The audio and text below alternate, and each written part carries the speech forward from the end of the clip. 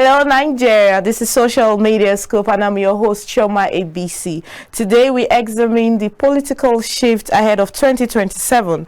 We also look at the return of President Bola Ahmed Tinubu, and we're talking to Honorable Shedrack about opposition, security, unity and the goals of the ADC, and also inclusion of Nigeria's youths in Nigeria's democracy. So stay with me, let's dive in. Hello Nigeria, thank you for staying with us. This is still Social Media Scoop on Kaftan TV and I'm Chioma ABC. Let's begin. As 2027 elections grow closer, political realignments are reshaping. As former old President Olusegun Obasanjo is reported that he is pushing for a Peter Obi Rabiu Kwankwaso presidential ticket ahead of 2027. This has sparked reactions online, with some saying, is the opposition ready to unite ahead of 2027? We will be discussing about that. I have with me in the studio, Honorable Shedrack Udabi. He is the spokesperson for the United Opposition Movement under the ADC. It's an honor to have you here today, sir. Thank you very much. The pleasure is mine. Thank you so much for joining us. It's a pleasure being here this afternoon. Thank you so much for being here with us. So, you have quite a very impressive background. You're the former special advisor to the former governor of Edo State, and now you're quite a passionate spokesperson for the United Opposition Movement. You had a press briefing Friday, the 16th of January 2026, and I was there. It was quite captivating, all the goals and visions you expressed for the Nigerian people. But the questions in the mind of Nigerians are, is the opposition ready to unite ahead of 2027? Because we see different narratives. Would they be able to set aside their different personal ambitions? And what's different about ADC? Is it the best alternative for Nigerians at this point come 2027, Shedrack? I'm speaking about ADC first and then later talking about the position of the... See, whether the ADC is the best, or it feels like the opposition is the only viable platform now that can challenge the APC. What we saw before now was that the All Progressive Congress have moved in a deliberate attempt to scuttle the other opposition platforms. We saw what happened to the PDP, how yes on Wike through the instrumentalities of power and control over a few other persons within the party. Talking about the secretary, Samuel Yanwo, the legal advisor, and a few other persons that were suspended eventually. How they held the party to ransom and ensuring that the platform does not move or engage in any national convention. We saw what happened in Labour Party, where Obi was practically or literally kicked out of the party, and even the only governor they had could not even use the party to conduct local government election in Abia State. They had to go and use Zenith Labour Party. So there's a direct attempt of the ruling party to scuttle the other platform, to break them down, and ensure that in 2027 what we just see is just the APC only. And you have no other option to contest with the Tinubu, irrespective of how the government had performed. So the ADC is the only veritable platform as of today. Of course, the PDP is trying to rebuild by doubt if we were to hold its footings before the 2027. Now, speaking about the interest of the opposition, you know, what brings people together in politics is interest. Because everybody who is not ambitious, who is not interested in it, who doesn't have something in mind, will not want to invest in it. And then what I believe will be uniting everybody is the determination to win. Because if we do not win, everybody falls back to the ground. We saw what happened in 2023. We had the divided opposition, which to a large extent could have secured victory, gave way for the minority vote to emerge as president. And then, despite the fact that the man had gone in and had performed abysmally, he had lost more followers than ever before. And that's why, out of desperation, in an attempt to consolidate, he had ensured that there's nothing like electoral reforms. The INEC remains hell-bound. Electoral transmission still remains a thing we dream about. The independence, even the judiciary to have been broken down and reduced. We saw what happened in other previous judgments, especially the Edo case. And so we are hoping and praying that despite the odds, the irregularities of the Nigerian electoral process, a united opposition will still be able to put a big fight, and that fight will secure victory in 2027. So anybody who feels he just needs to contest for contest's sake, because there was a time in 2019 about close to about 30-something presidential candidates we had in this nation emerged, and it was just running for running's sake. Because many persons flew in their kites, and we had these candidates, Obekezele, we had Mogalu, we had Tokwe Fashwa, we had a whole lot of them. So that was, we were contesting for contesting sake. But now we have a greater mission at hand, because Nigeria, I don't think, because I personally believe that no second term is ever better than the first. And if Bola Ahmed Tinubu, yes, I remember you saying that. I performed this poorly. You know, when you used to think that security is bad, we're going to discover that no matter how bad your situation is, it can actually be made worse. So for us, it's an issue of rescue. If they understand, if they are willing to say that, the ambition to know that Nigeria has to exist for us to be president, and they're really interested in rescue mission, let us put our best foot forward, and then let all of the allied forces support the opposition, and let's get victory in 2027. At least the place of rebirth can begin from there. So what makes you think that the ADC is a more credible alternative? We've seen how far they position themselves, how well we can also thank God for the leaders of the opposition who were able to leave the APC to come put this thing together. Because if they were also selfish, we were personal, none of them were too small not to have gained something meaningful from this current government. You're talking in the likes of Alejio, Atiku Abubakar, El-Rufai, Amechi. These are persons who are known to be big wigs if they were to be in the All Progressive Congress. But they saw that this government has not met the basic requirements of the average Nigerian. So in faith, they had pulled out. Despite, you know, many of these persons who had then left the ruling party are always open to harassment from the EFCC. You send out the graft after you. Many of them are being, so despite the intimidation tactics that will likely come after those, we saw what was happening to Abubakar Malawi, what happened to Tambuwa, and a few other persons who, to a large extent, they didn't want to leave the party. And then the way they are shopping for governors, they're out of desperation. So the ADC appears to be a vehicle of emergency, that we need to put something together that we could use. We saw what happened during the obedient movement, where nobody believed in the Labour Party, they didn't have any governor, but they had a man that could rally the voices of all the opposition, the young persons who aspired for a better government, because the man had positioned himself to be someone who had the prudence in government, who had a track record, zero tolerance for corruption, and that's what Nigerians really wanted. And so it's not just about the platform, it's about the group of persons who are there. And you see today in ADC, we have all the opposition, the persons who contested in the last elections, both the PDP candidate, the Labour Party candidate, and even Rabi Musa Kwansto is still being wooed. So it's a correlation of forces. Yes, and that's what we hope to achieve, that there should no dissenting voice in this new family that we're trying to form, united opposition. So in this new family, are there room for the Nigerian youths? Of course, I'm a youth, and there are lots of Nigerian youth, young interventions that are coming on board, because you cannot drive a politics, a narrative that is anchored on the people, that is people-centered, people-focused, and people-oriented, without capturing the mass majority of the people, which is the youth and the women. So we're going to be ensuring that the young persons will be carried along, not just as aides, social media aides, spokespersons, which is usually done. They just put you there as a voice and to speak, and then when it's time to constitute government, the old man comes behind the scene. And then APC has the burden of these old political juggernauts, the expired, retired, and tired generals who have refused to leave the scene.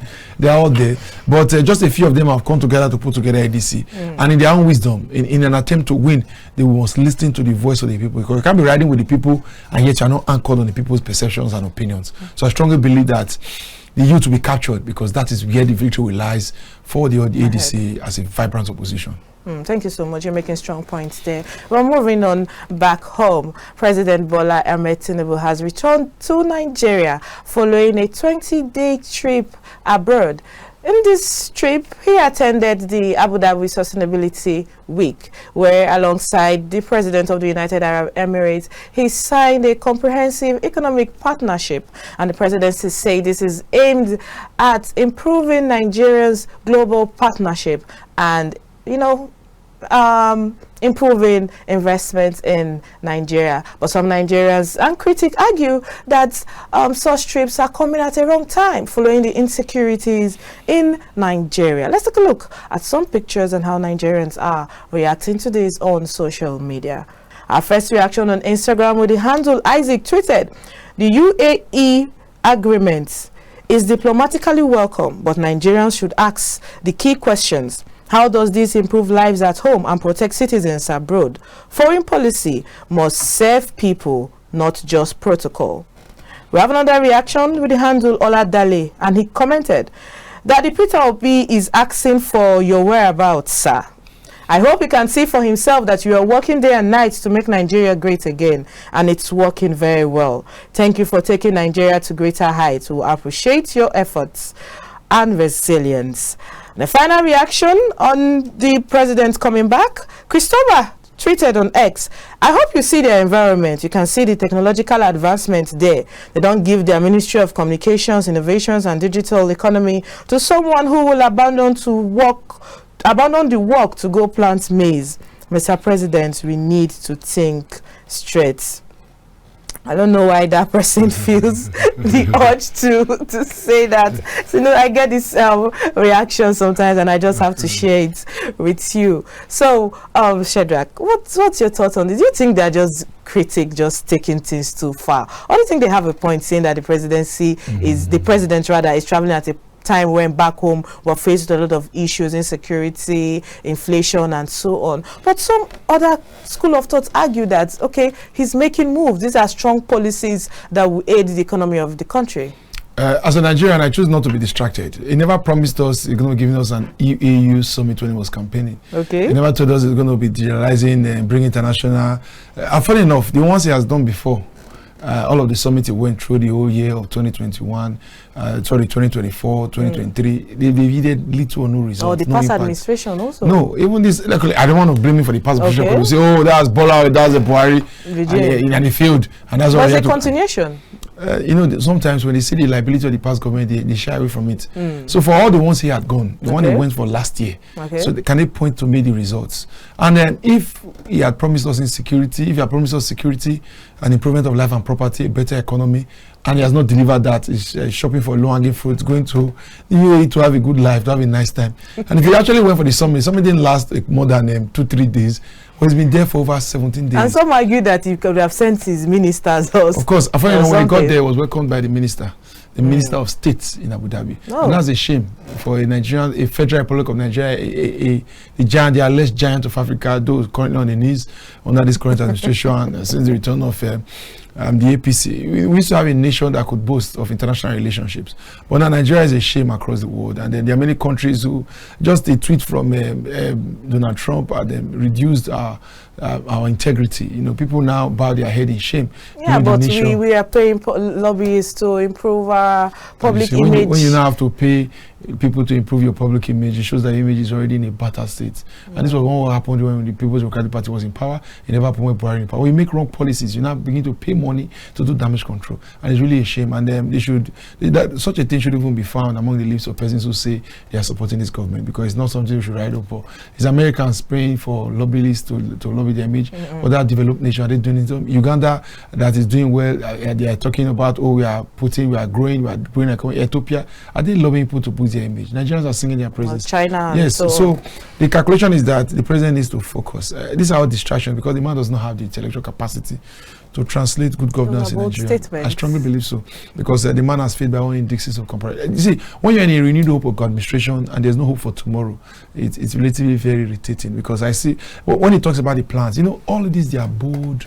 They tell you it's a bold reform. They've translated into suffering and hardship. And they tell you that when they implement this policy, you should wait for an incubation period. Well, and that incubation period, I wonder if they... And is there even a follow-through to follow these policies openly to see how they are being implemented? No, what they do is that when they put up the policy, they go in, they loot the resources, and they hire spokesmen. You know, there are so many spokesmen who are best referred to as spokesliars, who speak from both sides of their mouths, who are good at churning out skewed, dubious, macroeconomic figures of how prosperous Nigeria is. And now we are doing well when the average man on the street cannot feed. There's a double-digit inflation that's crippling our resources, and then all the things the man promised us, that when he takes away fuel subsidy, there's going to be a suffering for a short, and Nigeria will not be able to put in the needed resources to manage our affairs. What we saw was that the man quickly removed fuel subsidy, divided the money and shared it to all state governors, and kept on borrowing massively. Imagine a budget. See, before Bola Ahmed took over government, just run it through your head. The budget for Nigerians federal budget was 4.6 trillion. That was what they had, the budget of transition, 4.6 trillion. And in that 4.6 trillion, today we are paying servicing debt over 15.5 trillion. That means the budget has grown so high that money would have used to service Nigeria 2015, 2014, 2013, 2012, all put together is now used to service only debt. And that's how bad it has gone. That's crazy. Very crazy. Moving on to more drama in Rivers State, Governor Siminalayi Fubara has made strong declarations as usual. In a sports polo event, he says he's dedicated to working for the people of Rivers State. He also addressed the impeachment process and kind of acknowledged that he has received an impeachment notification, which he described as a love letter. Let's take a look at this video and take reactions of Nigerians. The finance, they don't landed me a love letter. So you understand? But that notwithstanding, we must move on. We must carry out our responsibility as government, and we must continue to support everyone who means well for Rivers State. So I'm here on behalf of the government and the very, very wonderful. So that's the video. Our first reaction on Instagram, commented rather. My issue with Fubara is his tendency to speak off script. He needs clear talking points before any public engagement. In court, he claimed no impeachment notice was received. Yet, there he is admitting receiving a love letter. That's clear contradiction. A final reaction we have on this by Paul. Why is he too arrogant? The court doesn't have the power to stop the impeachments from happening, though the declarations of the court is illegal, but it must be respected for the sake of the rule of law. And after 7 days, they will continue. Sim shoot himself leg with this autocracy. That's a very strong reactions coming there following the video. I'm sure you have also seen that video of what he's saying and all the antics that is happening in Rivers State. But what does this say about democracy being played in the state level? It's just because of the desperation of a few political actors who are willing and ready to hold the state by the jugular. You know, whenever there's resources, there's just this contention for power. Grabbing. Yeah, everybody wants to be in control. And what we saw was that yes, on Wike, having completed his 8 years in office, went without any interruption. Then he went into the kitchen. He went to the kitchen to bring someone who had never been a politician all his life. That's simple. Yes, and then Fubara was being wanted by the FCC. It was the accountant general of the state. Yes. And he was chasing him around, and Wike hid for money. Both of them looted. Yes. And Fubara Wike hid him in the kitchen, and then after the elections, gave instructions to the boys. They elected him, and they made some clandestine arrangement that nobody knows. All of a sudden, the man says, "No, this is overbearing. I'm not governor, and you cannot go to hell." And unfortunately, Wike gets empowered as another governor in Abuja, in the FCT minister. So it's not like a battle between two governors. Ordinarily, if Wike was out of power and was sitting in the house, this battle would have come to a logical conclusion long ago, because the would have deployed the resources of states to reduce and but despite him being the FCT minister, we've seen him make open statements allegedly saying that he will be buried politically if Fubara is allowed to contest. So he's still in power, but it looks as if he's still running up and down. Even as the FCT minister, when it comes to Rivers State politics. You know, the man to a large extent, you know, when they have these issues of the loyalty, you know, the man has resources to pay anybody, to give contracts to his followers, to empower them.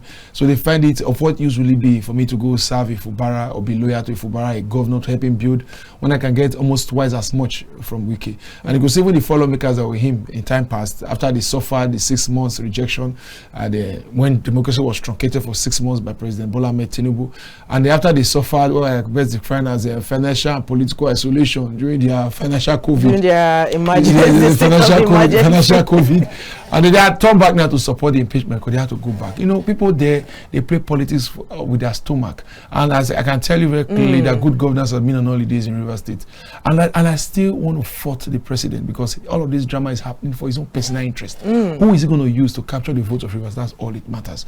And that is what that's what it's all about. Now. Because to a large extent, why will he have them considered into calling a state of emergency at that point, when there are very serious issues of kidnap, armed robbery banditry in the northeast and in the northwest and in the north central and the non-state of Nigeria has been caught. But because he had to play to the card of Nyesom Wike, he wanted to please the man because he knew the man brought a lot of political capital into the state, and the man has a propensity for violence too, because they know that if you kick this man out of the APC or you don't calm him down, you don't give him what he likes, things may go rough or may go south in my 2027. So everything needs to be done to ensure that I remain. And you see this front and back that have been going for Barana is in the APC, and he believes he's going to get the APC support. Yes, I think that is. Yes, that's what that's what has taken the bite. Because he said he's the 001. Of course, and they said even as of today, the arrangement they had with the president to say, okay, you will not run, you go back and complete your tenure. Yes, that was what we heard. And they said that arrangement was when he was in PDP. Both of them were in PDP. But now he's in the APC. That arrangement no longer holds. And so there's a. Wike is saying agreement is agreement. And Wike came out and said, if I'm not doing well, let Bola Ahmed Tinubu sack me. So this fight is not still far from over. It's still far from, as long as Bola Ahmed Tinubu is willing and ready to sacrifice the governance of Rivers State for his own personal, petty political ambition in wanting to capture the votes, is going to go on and on and on. And I strongly believe that sooner or later, their fingers are going to get burnt.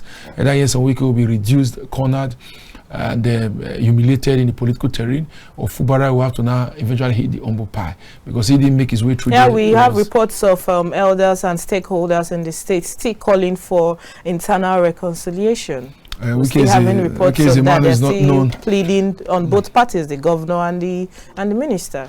The minister, to a large extent, one must go down. There's no amicable solution. I've looked at it carefully, and then both of them appear to be totalitarian. Fubara speaks, today is cold, tomorrow is hot. They have some rhythmical push. The thing comes on like siren.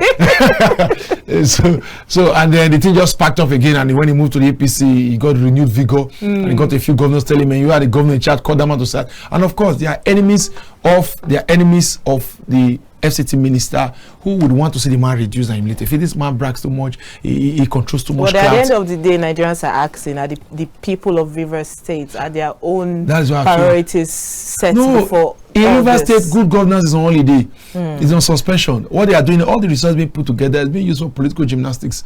They are buying these, we deploy hundreds of millions to carry out press briefing. You see 15 or 27 mics. He's speaking to, and he's not the minister of communication. He just speaks to issue that is not concerned. He goes on national television. Last time I went on channels, a program was supposed to be 1 hour. He spoke for 2 hours because they say he had so many things to say. And if you guess what, they are all political rantings. So for me, it's an APC problem, and we have to put an end to the APC in all distant time. Nigeria has to come together, and all this political drama leads us nowhere. The people are in abject poverty, there's insecurity, there's pervasive hunger, and then to make it all worse, Nigeria is now a laughing stock. And I could reel down one after the other the killings that have taken place. How can I explain that in Ukraine, Russia and Ukraine are at war? Russia is actively bombing Ukraine, and people are dying in Ukraine. But guess what? People that are dying in Nigeria, there's no war, are far more than those in Ukraine. So we really need to wake up from this dilemma and put politics where it belongs, and then get a party that understands what the people need, and then put an end to the APC. I believe they are synonymous with banditry. They came with it, and we have to put and they have to go with it too. You're making strong points there, Honorable Shedrack. We will go on a short break. When we come back, we'll be unpacking more stories on Social Media Scoop. Are you looking for your next unforgettable adventure? At Fly There Travel and Tours, we'll make travel dreams a reality. Whether it's a tropical getaway, a cultural city escape, or for business, study, or relocation, we handle your flights, your hotels, your visa process, and your custom itineraries so you can focus on your journey. So join thousands of happy travelers who've explored the world with us. Fly There Travel and Tours, your reliable travel partner. We are located at Block G Suite 9, Sky Memorial Plaza, Wuse Zone 5, Abuja. Our office contact 08060112613, and to get us on email, flytheretravelsandtours@gmail.com. Make your travel dreams a reality. Thank you for staying with us. This is still Social Media Scope on Kaftan TV, and I'm Chioma ABC. We have with us in the studio Honorable Shedrack. He is the spokesperson for the United Movement Opposition, which held a press briefing February 16th, 2026. And I want to talk about your visions. What is the core vision of the United Opposition Movement? The core vision of the movement is to show to persons, because we come to understand that majority of Nigerians are disenchanted, they are disillusioned by this current administration, but they need to organize if they truly want to change. So our ambition is to, as much as possible, bridge a gap, to coordinate and organize the opposition, irrespective of partisan affiliation. That we can only get a change. When your car parts, any part of your vehicle, a machine is broken, the first thing to do is to pull out the one that is there before you begin to compare which of the best is to replace. But first of all, the one there has to leave. And then sacking Bola Ahmed Tinubu to always be one of the most headiest things Nigeria has done in recent time. So strongly, I believe it will strengthen our institution as one that can change. So we're also looking at the numbers that would have left everybody to go ahead to contest, but a divided opposition will play into the hands of the APC, and also recognize that the electoral process is marred with irregularities, and many of these irregularities have not been addressed either by constitutional provision or by commitment or the strengthening of the institutions. So we strongly believe that the only way Bola Ahmed Tinubu can be changed is if the opposition come together. So our vision is to educate the Nigerian populace, to reel out the figures, the facts, without sentiment or prejudice, to let them know that the best men from the opposition must come together, and we have to shove aside the issue of ethnicity and religion, to play down on those things and ensure that we get a competent candidate that we want to engage. And then it's going to be more of education, mobilization. After this, our press statement that are giving us a national appearance, we hope to hold seminars and then to discuss, call majority, the arrowheads of the Atiku movement, the arrowheads of the Obedient movement, the Kokonsia, supporters of Amici, the Amichites, and all of that.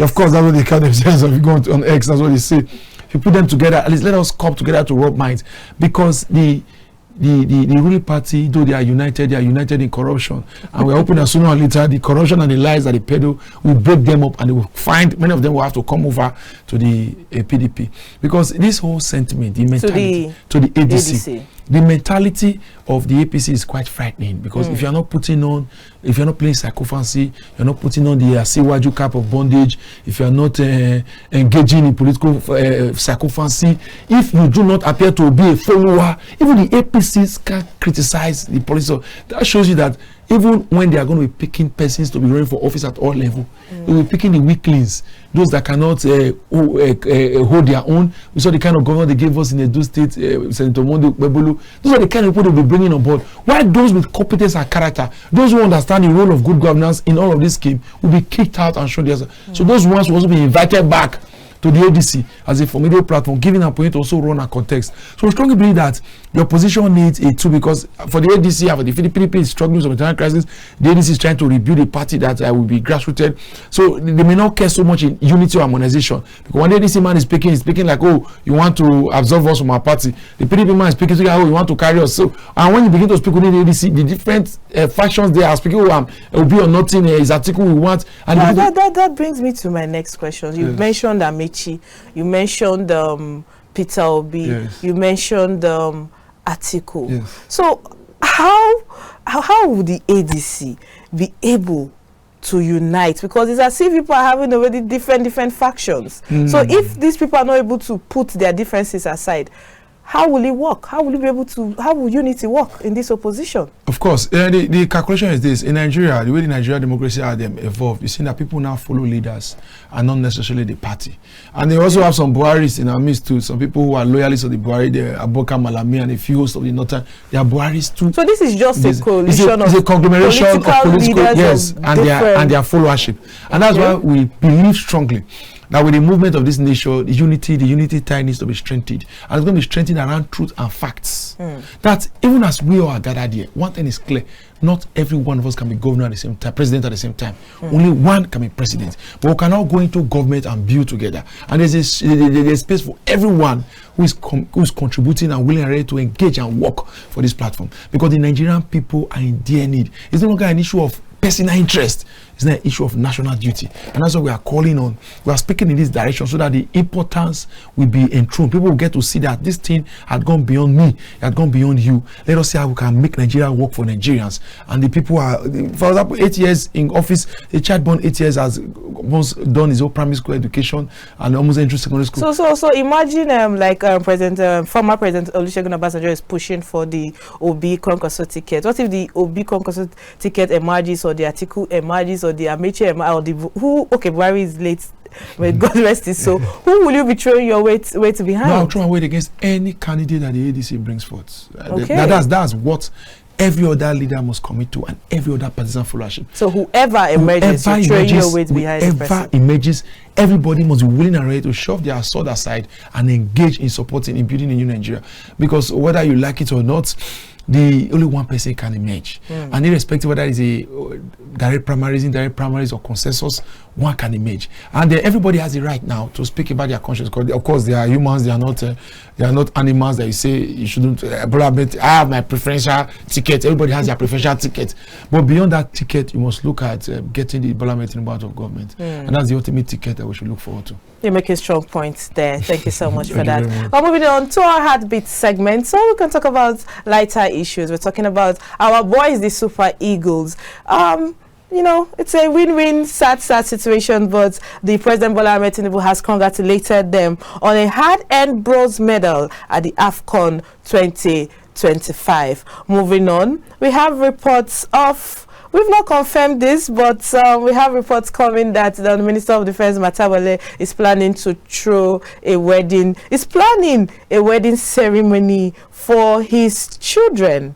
Let's take a look at how Nigerians are reacting to this. On X, we have It's Omat saying, getting all your children married with public funds, isn't that interesting? I don't know why this person is thinking that Matabele is getting his children married based on public funds. The spokesperson of Ali Progressive Congress in Zamfara State has confirmed this development, Yusuf Idris, where he told newsmen that 9 children will be getting married, comprising of his 5 sons and his 4 daughters, happening February 6th. We're going to pull up images of the invitation card. So I'm back to you, Shedrack. Do you think, quickly, is this a waste of funds, or is it the best way to save funds? It's an economic decision. But I strongly believe it has happened before in the Nambas. By the time a governor had mass marriage for people, say, well, that one is different. When we see those mass marriages in states, they just do it, just to help couples that want to get. But these are his children. I strongly believe maybe 1 or 2 of them, their marriage is coming up, and like 2 of you want to marry the same day, or 3 of you now is 4. Like that, I'm also ready. So let's go ahead. Okay, let's just see if we can fix the other ones that are not ready, so that we just, and then of what you was now calling my friends today, they come. I have 9 children. I call them every single time, 9 times a year. And you see the 9th one, nobody will likely ever come. Like, we are after that 2 of your children's marriage now. I really want in Nigeria. So he wants to put. He just feels that putting everything together makes a bit sense. I know there might have been some argument. Not everybody in his family would have agreed to get your children married. So okay, let's divide into 3 sets. Let's do 2 sets. Like, let's do 1 set. And the argument went out. And eventually say, okay, let's just put everything together. So be it as it may, as long as the children have a happy marriage, the wedding is an event, like I pay. Yeah, we look forward to we'll look forward to having a very, very big night. I wonder how they will sit on that day. Man and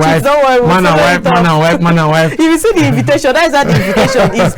This wet, this. We're putting it up in our screen for us. And that's great. And even not marriage is a bit simpler. I doubt this thing. I don't think this is going to be this is going to be a grand wedding. No, this is not a simple wedding. And they're going to be putting all of their resources together. So what about our boys and their bros? Well, they did very well. I followed the trajectory. Did you watch it? Yes, right from the first match where they played. I think Tunisia. They did Uganda. They did later. They did Algeria. If you look all through, they never lost any match in 90 minutes playtime.